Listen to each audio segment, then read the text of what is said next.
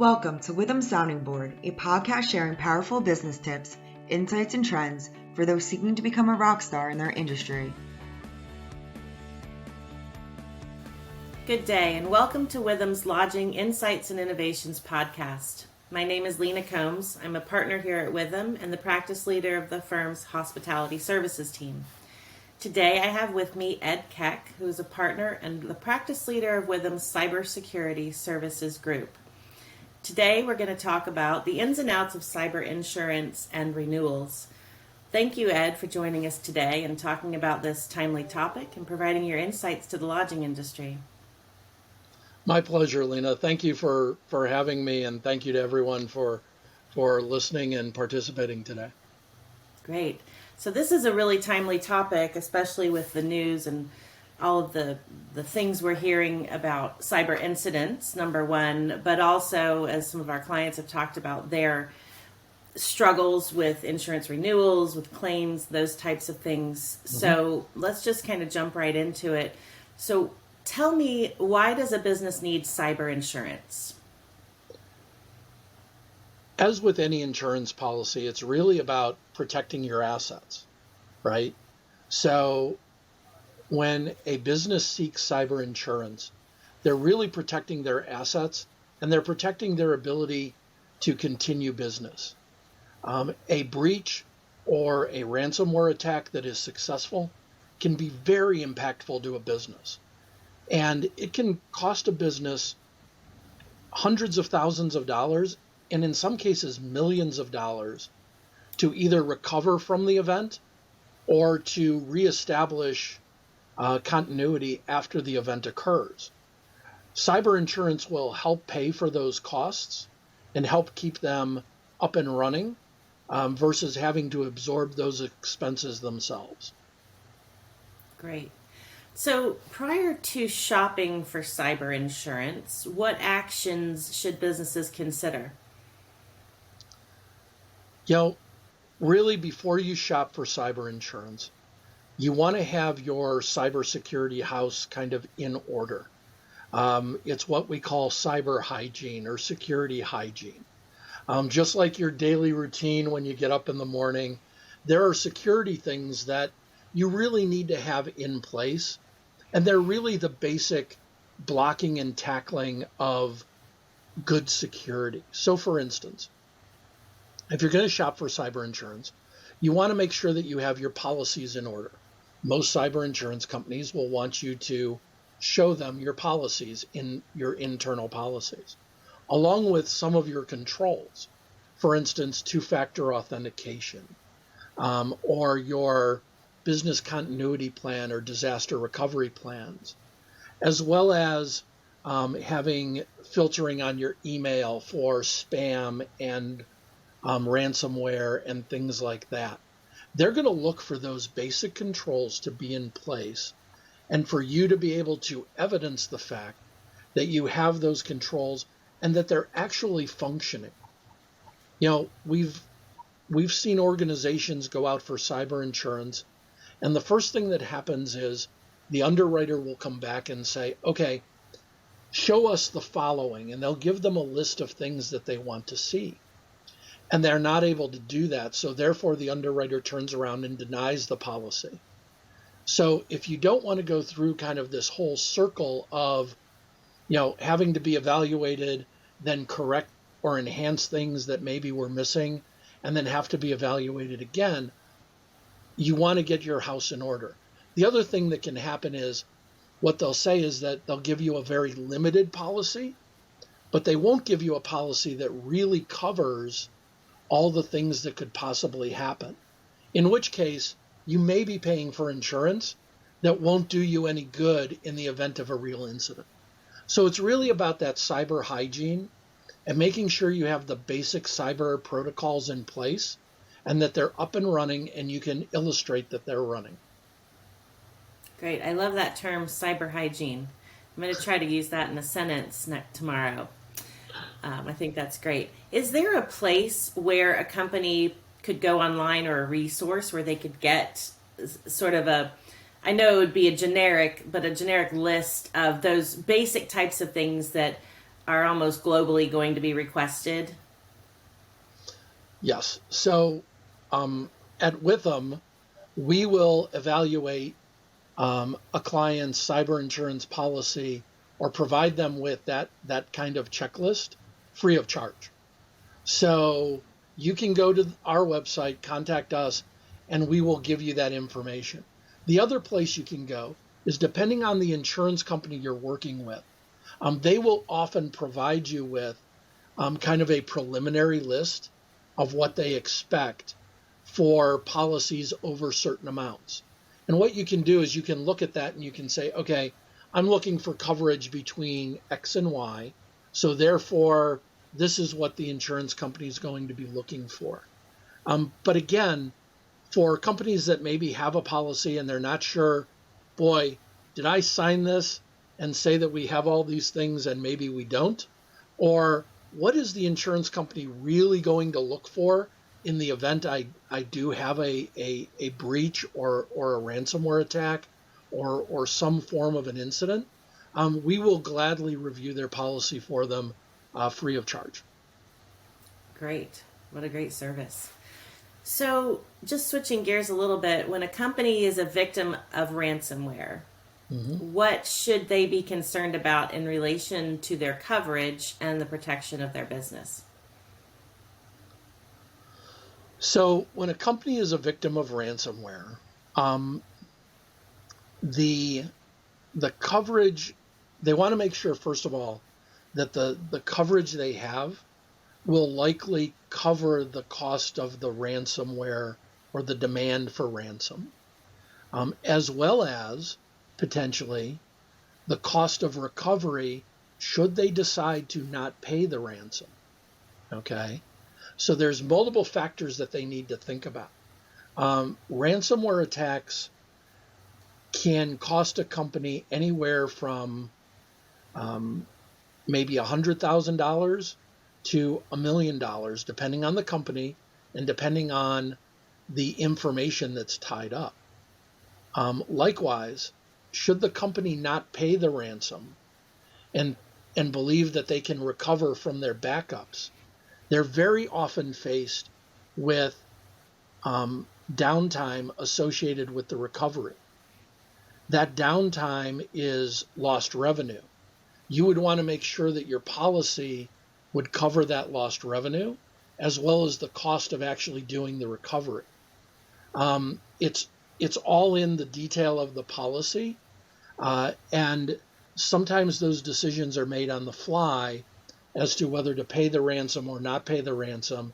You really want to have those details about your policy going into that decision-making process if you're part of the executive committee for that company, so that you can make an informed decision. That's really what they need to be thinking about for their business from a ransomware perspective. The other thing is if you do have a ransomware attack, or if you are, should I say, experience a breach or an incident of any kind, what I'll tell you is that the most important thing is that you know how you're going to react before that event occurs. So not only knowing what your policy provides for, but knowing who you're going to call to provide those breach response services, be able to do computer forensics for you, and you should always have your lawyer on speed dial to provide you advice in this space, so that you can make those informed decisions. Because sometimes it's a matter of, can we recover? We don't have a choice but to pay the ransom. What are we really dealing with? We need a forensics expert to provide that type of information. You really should have a pretty clearly defined incident response plan. Doesn't have to be complex, but at least know who you're going to contact and who you're going to bring in to help you react to the event. Great information. So probably in the vein of an ounce of prevention is worth a pound of cure, what is a modern penetration and vulnerability test, and why is it important in helping to ensure coverage? So A modern vulnerability scan and penetration test does a number of things. First of all, a vulnerability test or a vulnerability scan scans your environment, all of your computer systems that are in your environment, and it doesn't have to be just computers. It could be your printer, your copier. There are clear examples of people gaining access to a company's environment by breaching the copier, because the copiers nowadays have hard drives in them. They're printers as well as copiers. They're plugged into the network. And if they're not patched and treated appropriately, they're just as vulnerable as your laptop or any server is. So a vulnerability scan will scan everything that's connected and provide you with a list of vulnerabilities that exist that could be exploited by a hacker. And it will rate them from critical to low. And then you can address those with recommendations on how to address the vulnerability. And then you and your IT team can address those vulnerabilities to make yourself more secure. Again, some of that cyber hygiene, right? So you're cleaning it up so that you don't have those exposures. And then what a cyber penetration test will do is there are two types, external and internal. An external penetration test will start with your website and your external points of connection to the internet. And the penetration testing team will attempt to gain access to your computer network the same way a hacker would try to get into your network.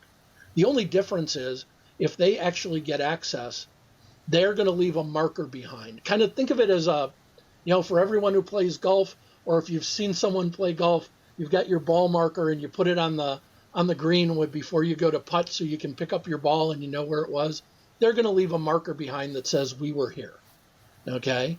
But that will tell you, oh, they could have taken over my network. They could have taken administrative rights to my server or to these laptops or to these computers. The same thing happens on the internal side. The only difference is on the internal side, they start from inside your network. And they will attempt to do the exact same things with the assumption that maybe someone gained control of a computer in your environment and therefore had access to your network directly. Again, the benefit of this is you identify those vulnerabilities, you identify those weaknesses, you can go enhance your security and close those gaps to make yourself less vulnerable to those types of attacks. And would I be right in assuming that also makes it easier to get cyber insurance and have the kind of policy you want? Yes. Or need? Oftentimes, the insurance company is going to look for you to have an annual penetration test, internal and external, as well as a semi-annual vulnerability scan. And those can be done, the vulnerability scans sometimes can be done in-house by your own team. But what they look for the penetration test very often is for it to be an independent test. And they want someone other than your IT team to execute that test. So, sure. Yes, if you really want to be able to illustrate your security posture to the insurance company, an annual penetration test and a semi-annual vulnerability scan would be recommended. Great. So last question.